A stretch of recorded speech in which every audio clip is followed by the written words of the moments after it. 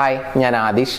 ഇന്നത്തെ വീഡിയോയിലൂടെ നമ്മൾ ഡിസ്കസ് ചെയ്യാനായിട്ട് പോകുന്നത് നിങ്ങളുടെ എക്സിന് ഇപ്പോഴും സ്റ്റിൽ നിങ്ങളെ ഇഷ്ടമാണ് എന്നുള്ളതിൻ്റെ ചില പ്രധാനപ്പെട്ട സയൻസ്, എസ്പെഷ്യലി ഒരു 10ലധികം സയൻസ് ഞാൻ പറയുന്നുണ്ട്. ഇതിലൊരു 5ലധികം സയൻസ് ഒക്കെ നിങ്ങൾക്ക് കാണുന്നുണ്ടെങ്കിൽ അവൾക്ക് അല്ലെങ്കിൽ അവന് ഇപ്പോഴും നിങ്ങളെ ഇഷ്ടമാണ് എന്നുള്ളതാണ് നിങ്ങൾ മനസ്സിലാക്കേണ്ടത്.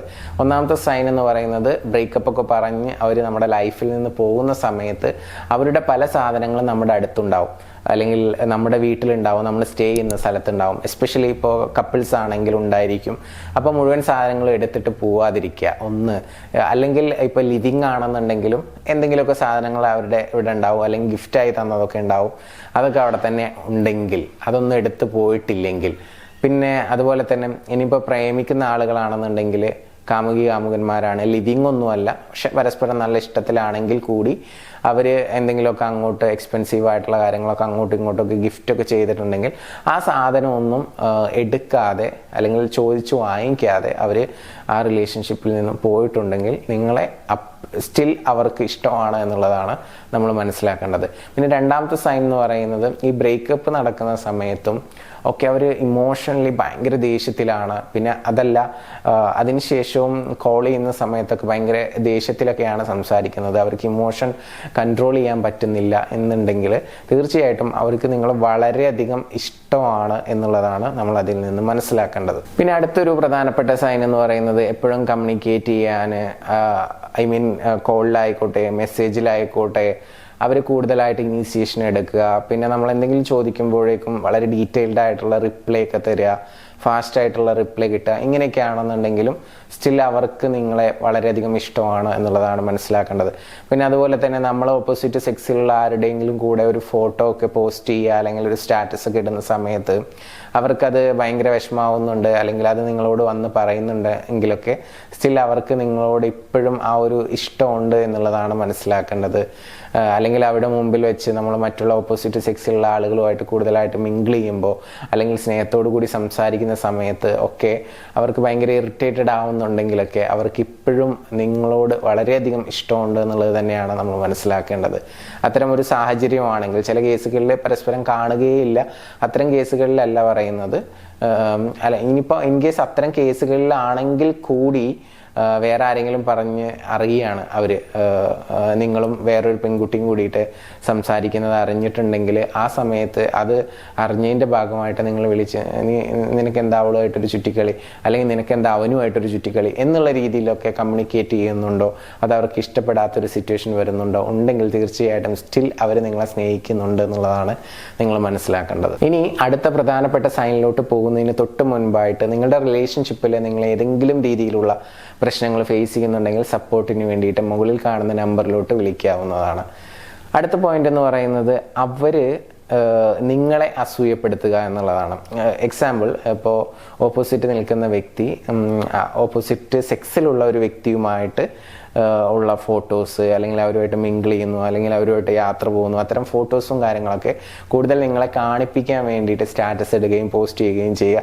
നിങ്ങളത് കാണുന്നത് വഴി നിങ്ങൾക്ക് അവരെ അങ്ങോട്ട് വിളിക്കാൻ തോന്നുക, കൂടുതലായിട്ട് മിസ് ചെയ്യുക.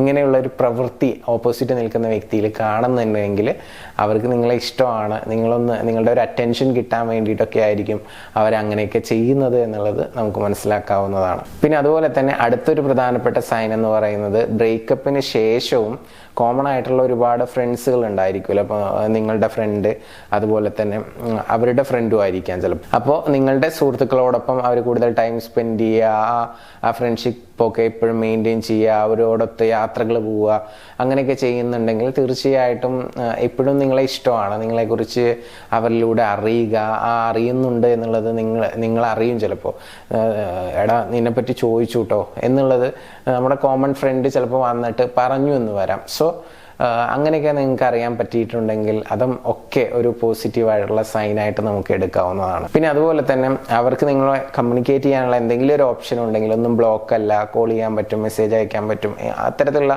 ഓപ്ഷൻസ് ഒക്കെ അവൈലബിൾ ആണെന്നുണ്ടെങ്കിൽ, അത്തരം സാഹചര്യത്തിലാണെന്നുണ്ടെങ്കിൽ തീർച്ചയായിട്ടും അവർക്ക് നിങ്ങളെ മിസ് ചെയ്യുന്ന സമയത്ത് അത് അവർ ഓപ്പണായിട്ട് പറയും എന്നുള്ളതാണ്. അവർ നിങ്ങളെ വളരെയധികം ഇഷ്ടപ്പെടുന്നുണ്ടെങ്കിൽ. ദെൻ അതുപോലെ തന്നെ അവരുടെ ഫോണിൽ നിന്നും പഴയ ഫോട്ടോസോ കാര്യങ്ങളോ ഒന്നും തന്നെ ഡിലീറ്റ് ചെയ്തിട്ടില്ല.